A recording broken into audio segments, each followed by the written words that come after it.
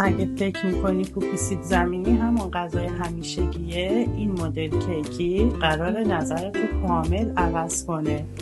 برای این کوکوی سیب زمینی پفکی خوشمزه نیاز داریم به 4 عدد سیب زمینی متوسط که من اینا رو آبپز کردم و به وسیله گوشتکوب کوبیدمشون. عزیزان نباید از همزن برقی یا گوشتکوب برقی استفاده کنیم، چون سیب زمینی با همزن برقی و گوشتکوب برقی کش میاره. فقط باید یا با رنده کنین یا با گوشتکوب بکوبین، به این صورت پوره بشه. بعد 4 عدد تخم مرغ نیاز داریم، 1 قاشق مربا خوری زردچوبه، نصف قاشق چای خوری فلفل و نمک هم که به میزان لازم و پیکینگ پود نیاز داریم. اینجا 1 قاشق مربا خوری پر هم پیکینگ پود اضافه میکنیم که برای پف کردن کوکومون خیلی بهمون کمک میکنه. بریم تا مراحل کوکو رو با هم دیگه درست کنیم.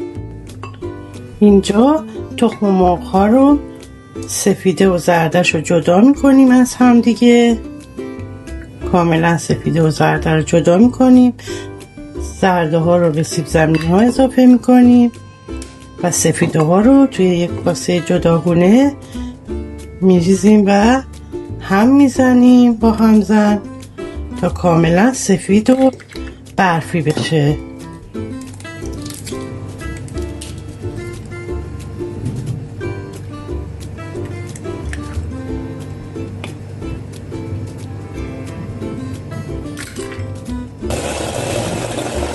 سفیده همون رو با همزن برقی میزنیم، مثل که میخوایم کیک درست کنیم، کاملا سفید و برفی بشه.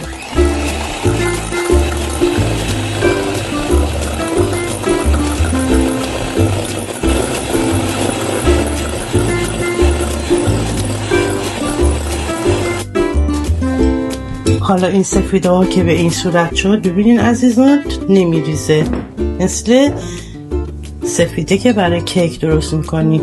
ادویه ها رو اضافه میکنیم به سیب زمینیامون و مخلوط میکنیم.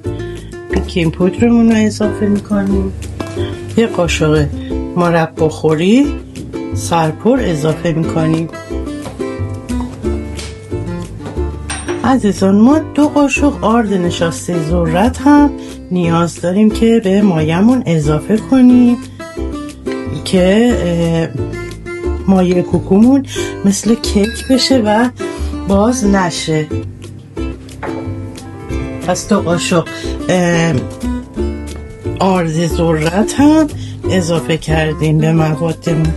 حالا کاملا مخلوط میکنیم و سفیده ها رو به موادمون اضافه میکنیم.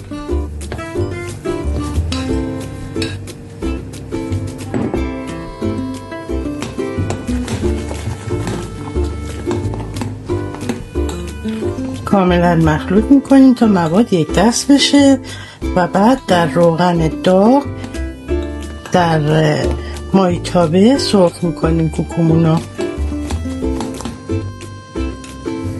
عزیزان من چون میخوام این کوکوی من قطرش زیاد بشه و تقریبا مثل کیک در بیاد، توی یه قابلمه‌ای که سطحش کوچیک‌تره روغن ریختم و موادمو میریزم داخل این قابلمه که نچسبم هست، که راحت بتونم کوکومو در بیارم، ازش خارج کنم.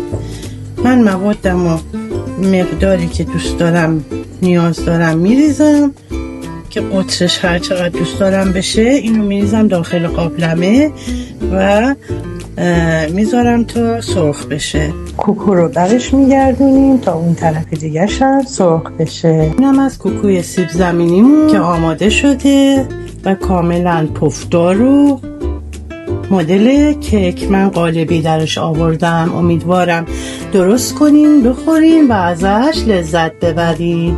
اگر این ویدیو برات مفید بود لایک کن، سابسکرایب یادت نره و ممنون میشم برای دوستانتون به اشتراک بذارید.